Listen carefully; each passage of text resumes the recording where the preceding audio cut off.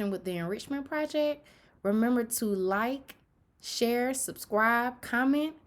Okay, we're going to get right into our lesson for today. So we're going to be learning about something new that was added to TinkerCAD as far as like printable objects. And these are things that you can use as decoration in your home. You can use this as items to teach your kids or to teach your students. If you look over on the right hand side with the options, you can scroll down under printables with Smithsonian. All right, and so they have quite a few different things you can select from. So here we go. We have the Bell X1. That would be great for teaching things about STEM, science, and physics. We have the woolly mammoth.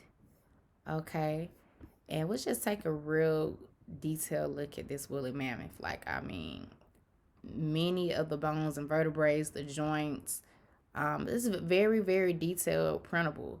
And it looks great as a printout too if you decide to 3D print this. And you can use this again as decoration or as part of a science project or something in your classroom.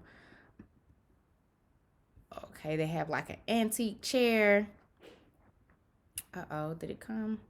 Here we go. Antique chair here. You could also use this to for interior design if you would like. Very, very cool looking chair. Here, let's zoom in a little bit so we can kind of look at the details of this chair. Yeah, these definitely have a lot of details. Let's move this back. Let's try out another object. What about the telegraph relay? Let's put that right here. Let's see, did it come over? There you go. Took a second. All right, this is also would be something great, especially during that time period within your lesson, or if you want to teach your kids about telephone, the telegraph, and all those great objects.